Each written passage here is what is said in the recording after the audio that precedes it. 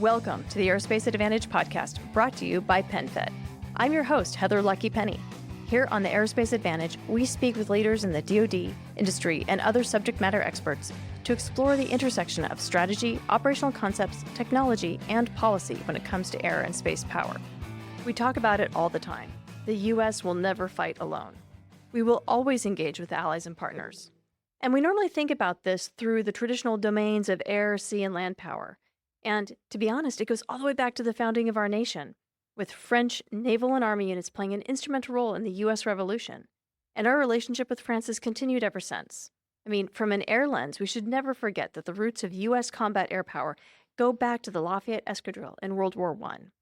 And today, the scale and scope of this partnership with France is expanding, with space now standing as an ever-crucial domain with our adversaries seeking to contest it. The notion of allies and partners working together on orbit is fast becoming the new essential baseline for successful military operations. The Combined Space Operations Center and Operation Olympic Defender are at the forefront of this international collaboration in space. And that's why we're especially pleased to welcome French Space Command, Commander Major General Philippe Adam, at the show today. Sir, welcome. Good afternoon. It's my pleasure and honor to be with you all this afternoon. We're delighted to have you. And our Mitchell Institute Dean, retired Lieutenant General Dave Deptula, is here to listen to your perspectives, engage in the dialogue. Sir, welcome. Yeah, it's great to be here, Heather, with our French partners.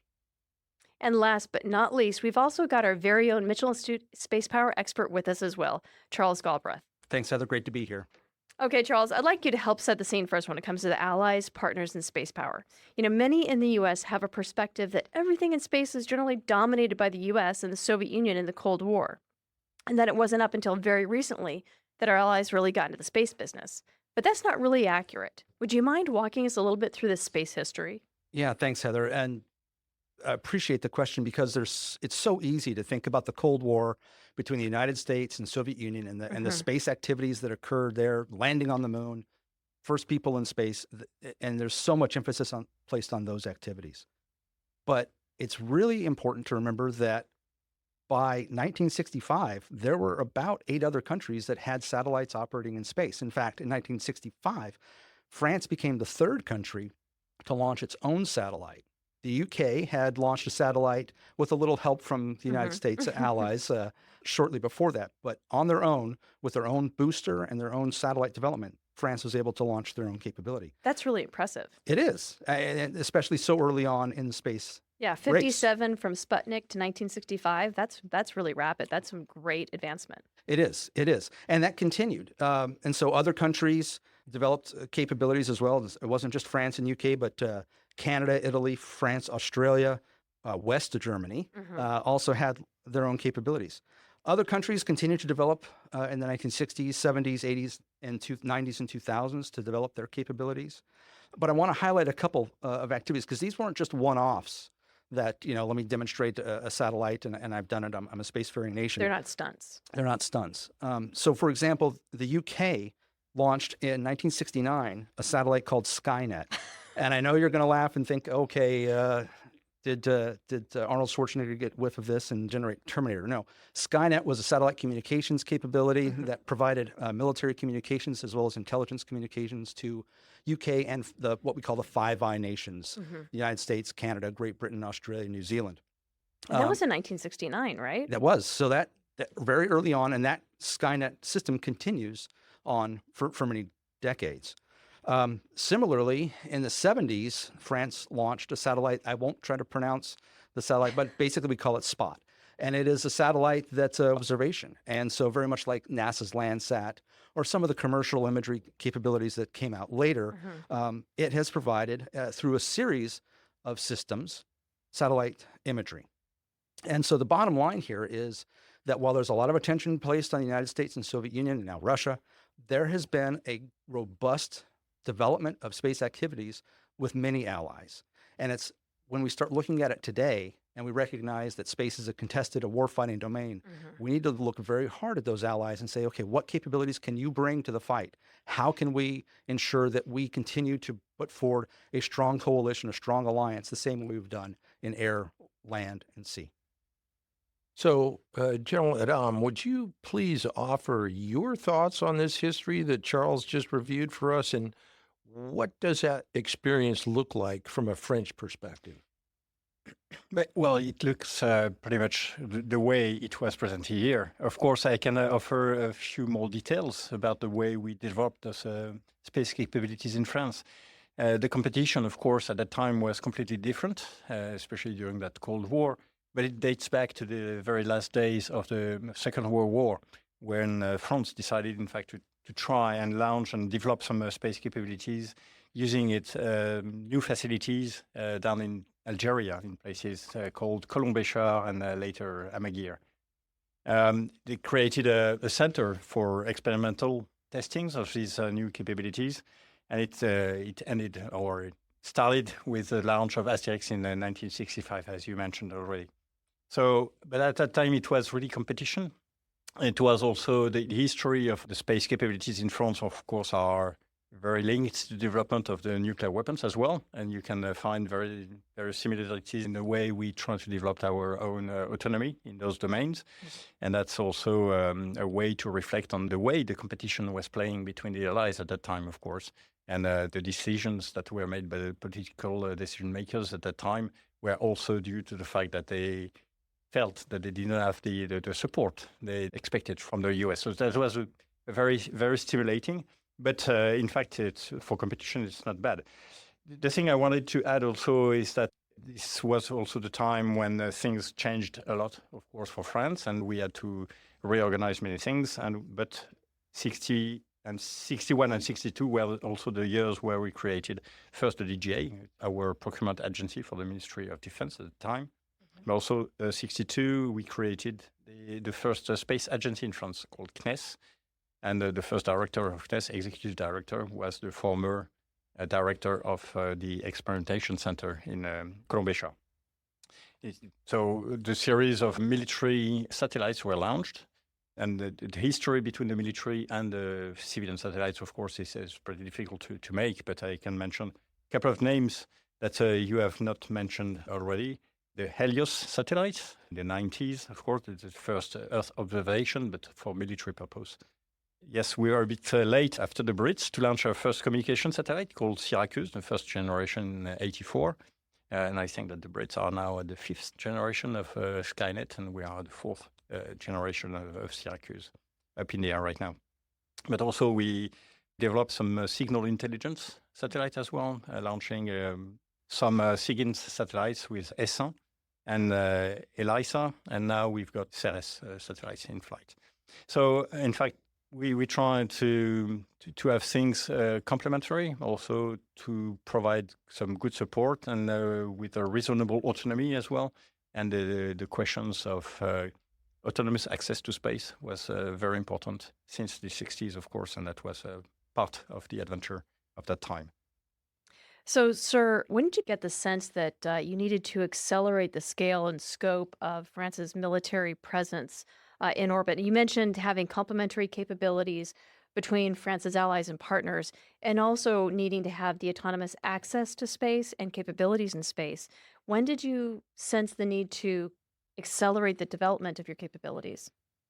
To me, and again, I was not there in the 60s and 70s, of course, but I feel that things changed a lot after the Desert Storm operation, early 90s, of course, when everybody realized that space was really essential to military operations.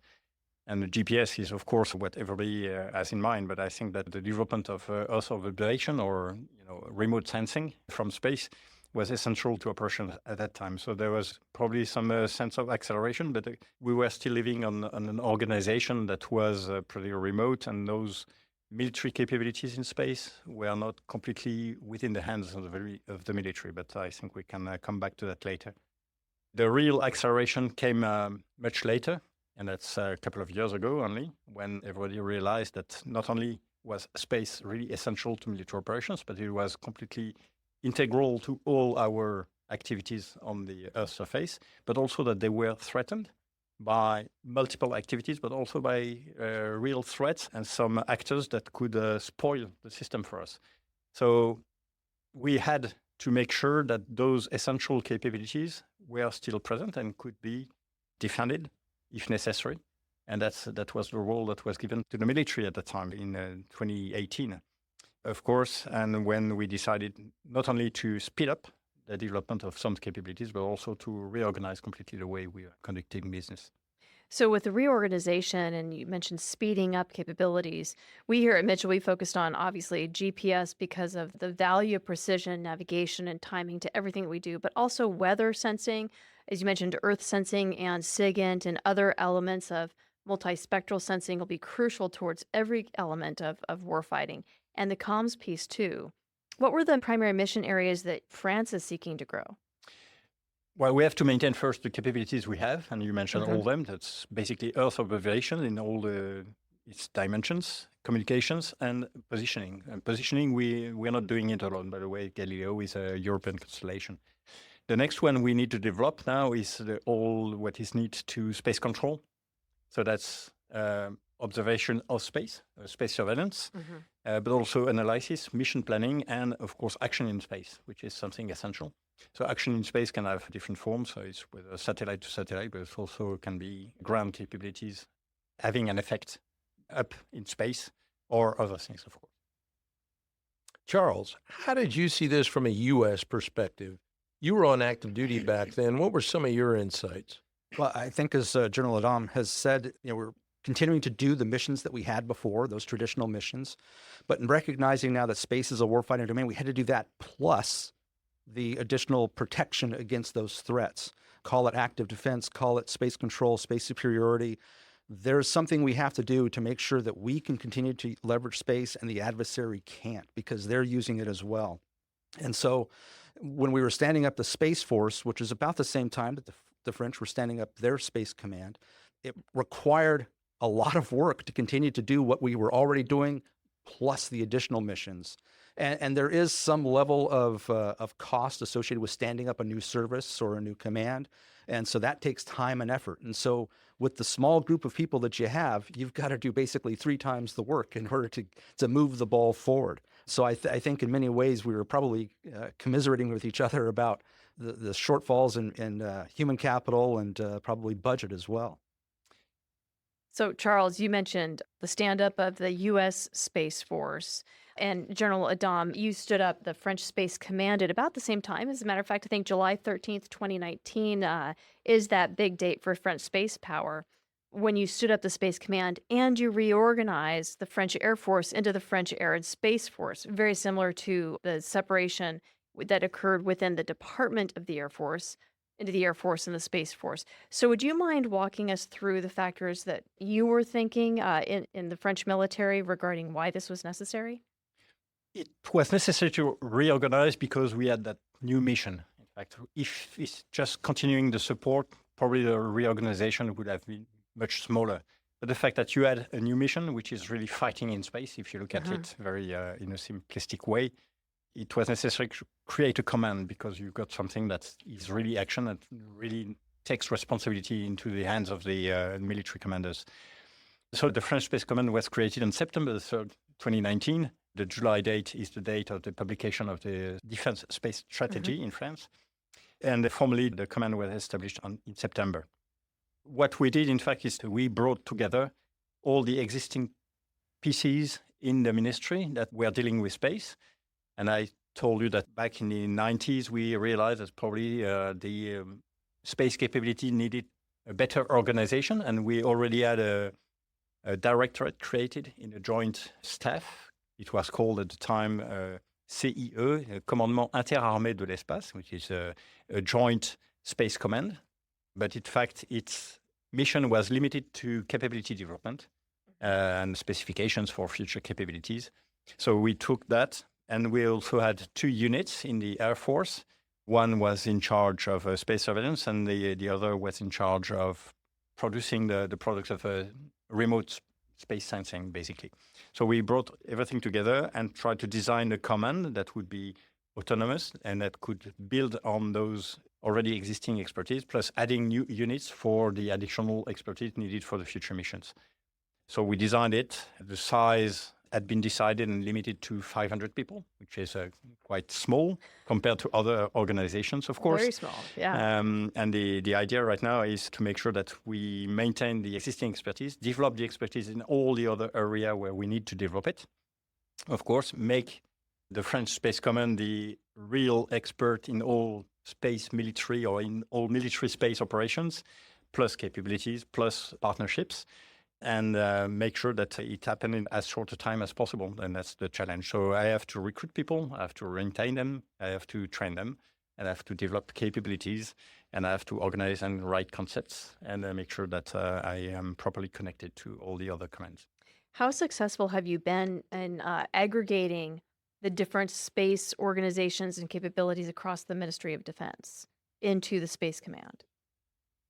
Most of them were in the Air Force, and I'm myself an Air Force officer. It has been decided that the French Space Command would be established as a joint command, but inside the Air Force, and that's why the Air Force became the Air and Space Force a year later.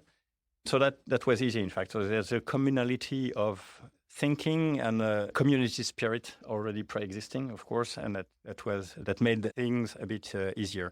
But now the challenge is also establishing a joint command, in fact, so making sure that all the other services can contribute to what we are doing. Happy about contributing, of course, providing resources, but also happy about what I provide to them. And that's the real challenge, in fact, in bringing things together.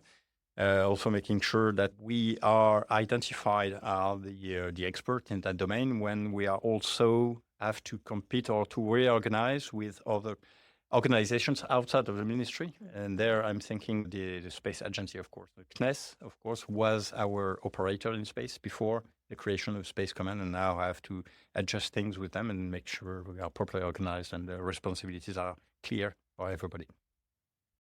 Manage your money on your time with 24/7 digital banking on the PenFed mobile app. Easily make payments, transfer funds, and deposit checks through mobile deposit. That's music to my ears. Learn more at penfed.org. Federally insured by NCOA. Standing up a new organization is never easy. General, could you share with us some of your biggest lessons learned? I'm not really sure the lessons are completely learned yet, but of course I've identified some difficulties in setting up the Space Command. I'm not alone, of course. I have also to thank my predecessor, Charles Michel Friedling, who did a great job, and I just had to put myself in his shoes, of course. But I think the main difficulties are really making sure that the command has a clear sense of mission. So the question I have to answer very regularly still is, why did we create a Space Command? And what is our mission and what makes us special, what legitimate, in fact, the fact that we exist now? And the second, but it goes with the first one, of course, is that I have to work with my people much more than I work with my capabilities in terms of equipment, in fact. So I have to work with them, I have to train them, I have to make sure that they are properly trained, I have to make sure they are convinced that they are doing the right things, etc. And I have to build up a community spirit, of course, within the command that is completely new, of course, and exists in a vacuum or is created in a vacuum and has to compete with other organizations.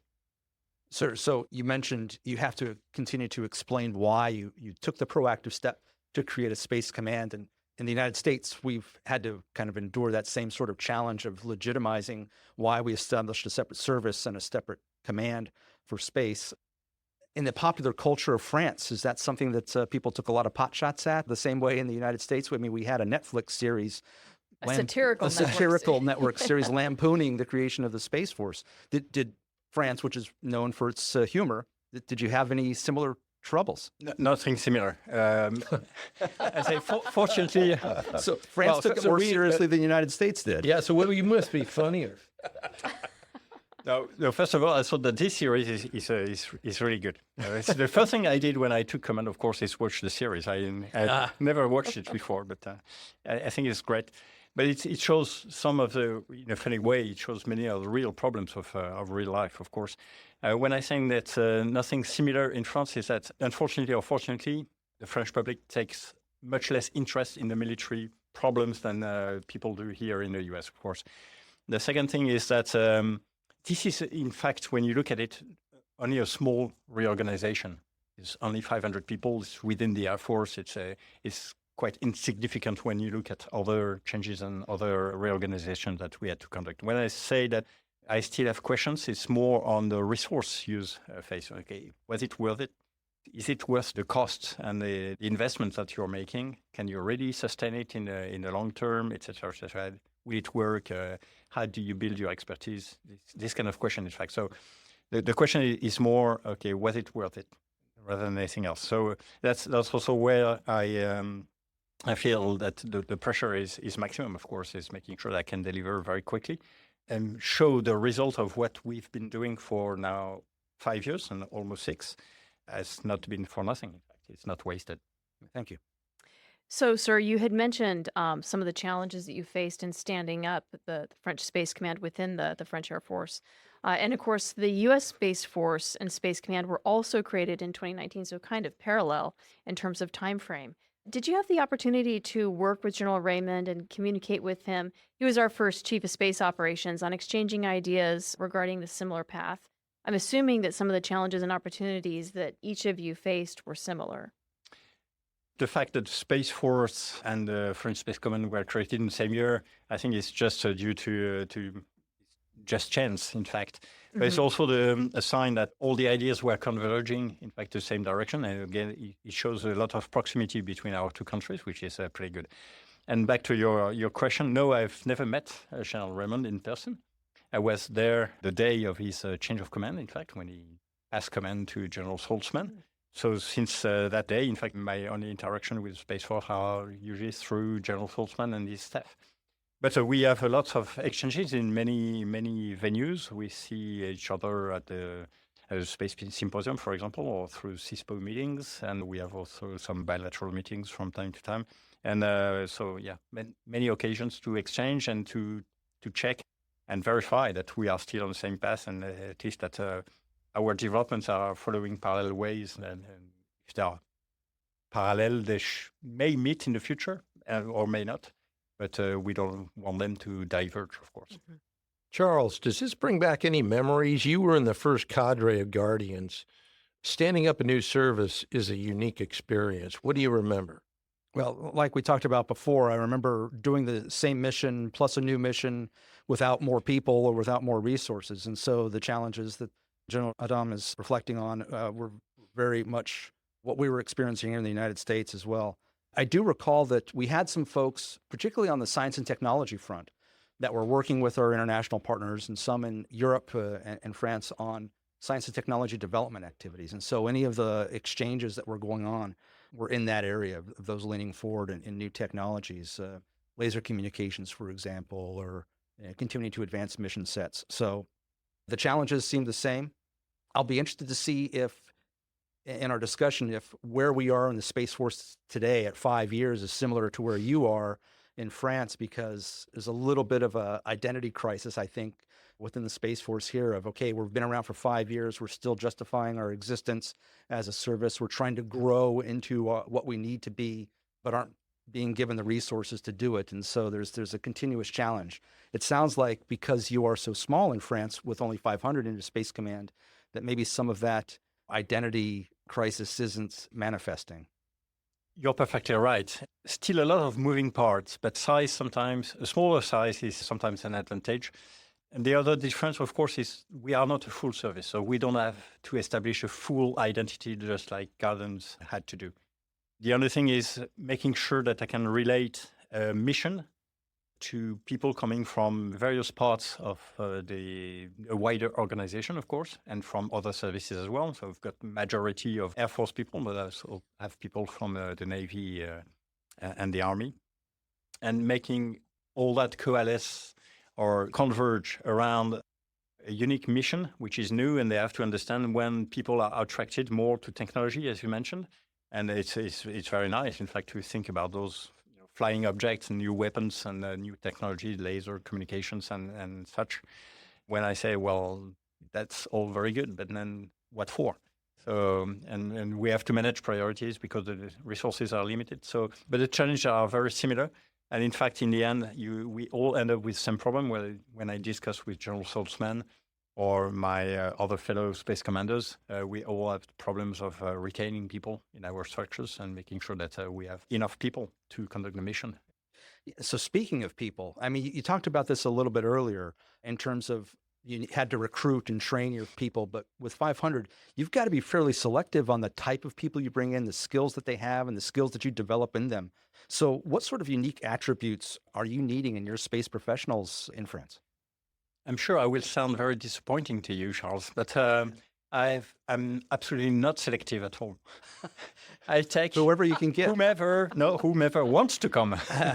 So volunteer is I think the main attribute I'm looking for, and the rest, there is not many space experts in the structure. So I take people who want to learn and who want to learn or to be taught something new, and that's it. But in fact, it's not as simple as that, of course. That's people I recruit in the other services, of course. So that's old military people that are already experts in military operations, not in space, but in military operations in general.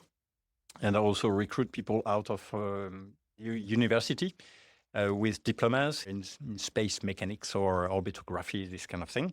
And I have to mix the two populations and bring, again, a sense of mission altogether. And that's what is fun. But the requirement, starting from nothing, in fact, we all have to learn what we need to learn. So, sir, when the Space Force stood up, a lot of other space operators from the other services, the Army, the Navy, the Marine Corps, came over and put on a Space Force uniform.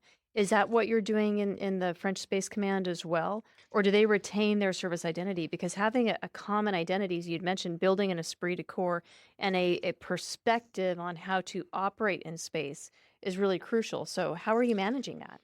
The esprit de corps is really around the mission. So they all retain their own service dress, and they will return to their own service after a couple of years. So there is no full career in space right now in France. It's just impossible. We are too small. So I can't offer a full career. Maybe some will stay for long periods, but most of them will come and go. And that's probably better. By the way, if I have a young Air Force officer coming in space, I would like him also to see what is an Air Force and serving in a real airbase with aircraft flying, and you can see them flying, and you can smell the kerosene burning. Of course, is something important for an airman. Going to sail at sea for a Navy officer or a warrant officer, of course, is important too. So yes, it's just a passage. It's just a command. It's not a full service again. So they are there for a limited period of time. But the challenge is that I have to teach them what they need to know for their time in the Space Command very quickly. So I need my training to be very efficient, but I also need my tools and the tools I will ask them to operate to be very efficient. I rely a lot on automation and good digital tools for that. General, what about the reality of space as a contested domain? Our adversaries have clearly sent us on a path to deal with threats to our space capabilities and threats posed by their space capabilities. So what does the French military think about the contested nature of the space domain? We feel, I think, exactly like the US feel. We only talk about competition right now, but it's a competition that is really on the verge of contestation, and we see some very strange behavior that are on the almost provocation sometimes. What we usually say is that with the state of powers as it is now, what we see in space, the question is not asking if the war will happen in space, but when, of course. And the other thing is we are pretty sure that if a full war happens sometimes, it will start in space. It will probably start also in cyber domain, but it will start in space for sure, because those space capabilities are so essential to our other operations.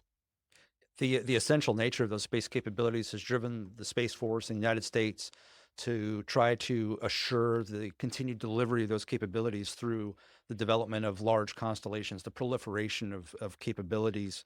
That's something that the Space Force is clearly embracing with the Space Development Agency, among others.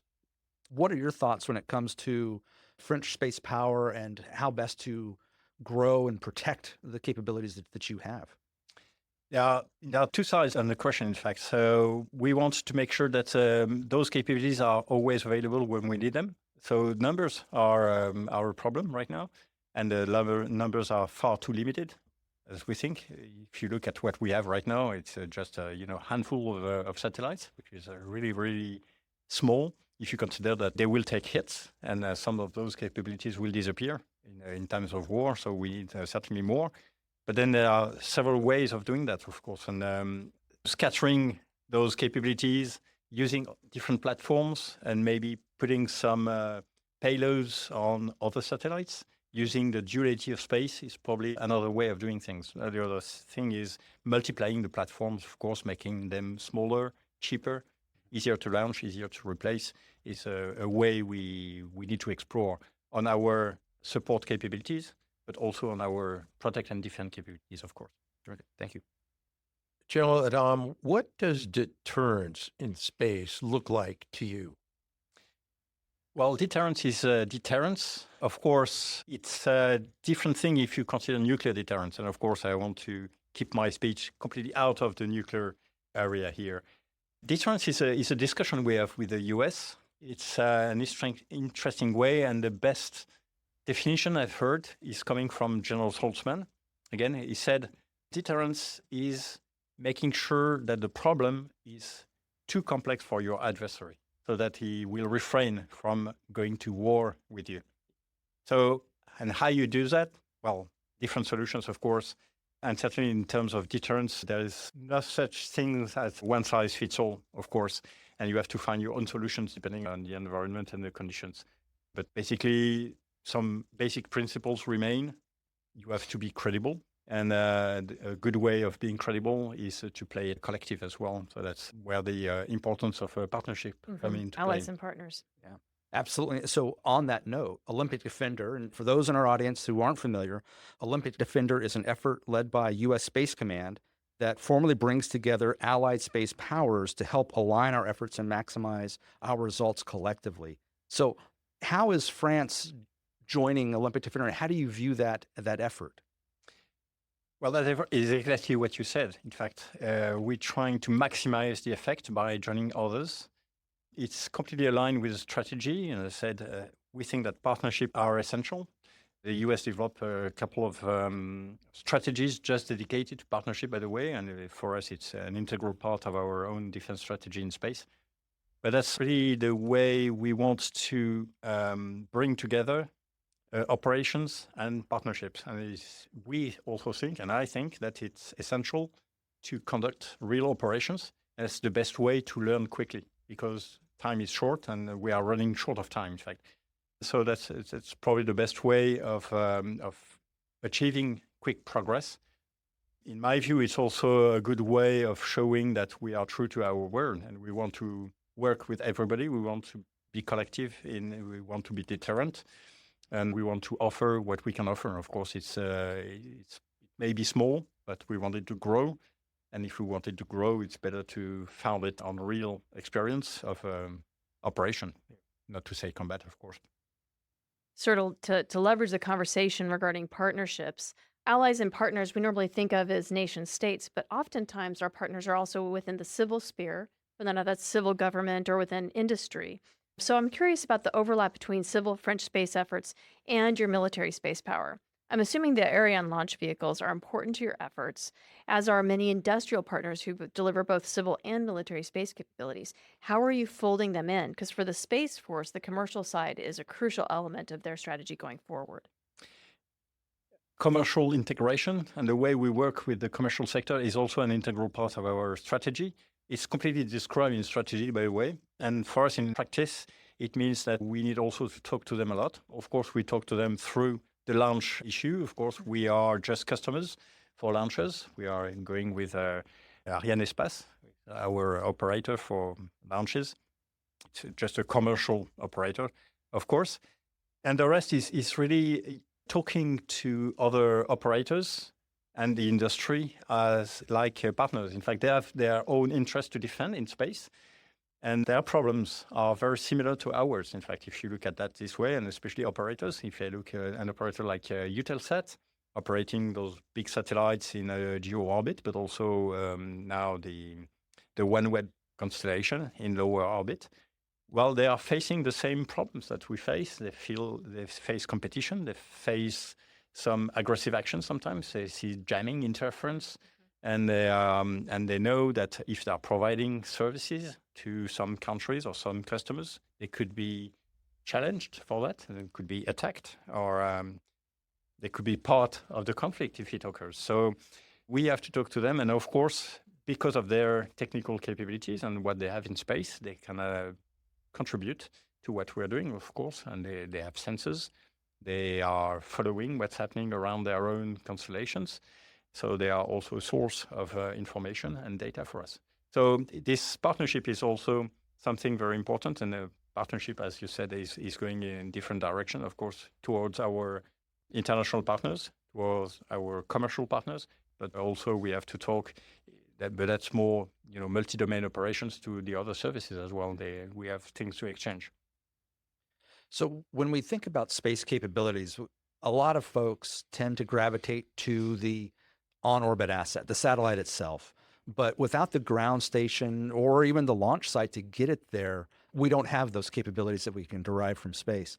In a conflict that either starts in space or extends to space, those ground stations could come under attack as well. Those launch sites could come under attack. So this kind of inverts the potential of the way we look at support and supporting in the United States, where a ground element might be supporting a space element now to protect that ground station, as opposed to space continuing to protect or provide a service to the ground element. Is this something that France is looking at as well in terms of the relationships? Yeah, completely, Charles. And thank you very much for asking that question. I think that the ground part of the space capabilities is too often overlooked. But you're completely right. And that's why I also try to insist on the fact that my real responsibility is for fighting in space. But of course, if I'm talking about protecting and defending capabilities, I have also to take care of the ground segment. When I'm alone to operate in space, of course, I'm fully responsible of what I'm doing and maneuvering spacecrafts. And what happens to spacecraft when it comes to the ground segment, of course, I have to talk to others. And that's where the connection with multi-domain operations is very clear. And as you said, sometimes, most of the time, I will be supporting the operations in the other domains. But sometimes I will need those other domains to support me because they will have to protect and to do something to make sure that our space capabilities don't disappear just because our ground segment has been destroyed. And that's where the complexity of multi-domain operations appear. And you have also to make sure that all that is properly taken into consideration on the operation planning, of course, and make sure that you can take the lead or at least request support when you need to. And it happens in exercises. And I have clearly in mind what happened in exercise Asterix 23, so last year. We were encapsulated in a joint exercise called Orion. And that's exactly what happened, in fact. At some point, we had to scream for help because the threat in space was too much for us. And we had to do something with the other services to make sure that we could diminish that pressure and make sure that those services that we expected from space were still there the day after. And that's exactly what happened in the scope of the exercise, of course. Very good. Thank you. General Adam, where would you like to see French space power capabilities in 10 years? What are your goals and why are these important? And 10 years from now, what I expect is that the space command is fully established. So we reached this 500 people mark. We are still a bit far from it right now. Also want to make sure that we renewed our capabilities. Our current CSO, our Earth observation capabilities will have been replaced by a new generation of satellites at that time. And we are experiencing some difficulties. So if that happens, it means that we have overcome our current difficulties. And the next thing is about space control, of course. We need to make sure that we have a fully operational C2 system that can support real space operation and the tempo we need to run those operations. And with that, of course, I will need a minimal action in space capability. It means a couple of satellites able to maneuver in space and be ready to counter any surprise in space. Thanks for that. So on that path to your objectives in 10 years or so, there's got to be some intermediate or some nearer term activities or goals. Any goals that you'd like to share with us now? Well, the only one I would like to share, and the rest is a bit distant still, and we are under big discussions, as you probably know, in France currently. Clearly, I can bring your attention on 2025. It's a pivotal year for us. We want to declare IOC for the command, whatever that means. It means that we are established as a command, that we've got our new facilities ready. They are still under construction right now in Toulouse. It means that by the end of 25, those buildings are ready. We are installed in them. Our systems are there as well, and we can conduct some operations from Toulouse, which we've started to do, but in provisional buildings right now. So really the inauguration of these new facilities will be, I think, a turning point in the history of the French Space Command. Well, sir, thank you so much. The Allies and Partners is an essential element of the U.S. military, the U.S. Air Force, and especially the U.S. Space Force's strategy going forward. And thank you for making the time to come by the Mitchell Institute offices to talk with us about where you are within the French Space Command. It's been fascinating, again, and we look forward to hosting you in the future. When Charles and Jen did their Space Endurance Workshop, Allies and Partners was a key and essential element of being able to have successful space operations for the U.S. and our allies moving forward. Absolutely. And so thank you, sir, for joining us. Look forward to doing a workshop next year. We'll invite France to join us in that discussion of what space and conflict might look like. General Adam, let me also add my thanks on behalf of the Mitchell Institute and our Spacepower Advantage Center of Excellence, and wish you all the best, and look forward to partnering with you to meet our collective objectives. Well, thank you very much for having me here. It was a real privilege and honor. It was a great time with you all, and be convinced that a partnership between France and the US is already there and it's working. With that, I'd like to extend a big thank you to our guests for joining in today's discussion. I'd also like to extend a big thank you to you, our listeners, for your continued support and for tuning into today's show. If you like what you heard today, don't forget to hit that like button and follow or subscribe to the Aerospace Advantage. You can also leave a comment to let us know what you think about our show or areas you would like us to explore further. As always, you can join in on the conversation by following the Mitchell Institute on Twitter, Instagram, Facebook, or LinkedIn, and you can always find us at mitchellaerospacepower.org. Thanks again for joining us, and have a great aerospace power kind of day. See you next time.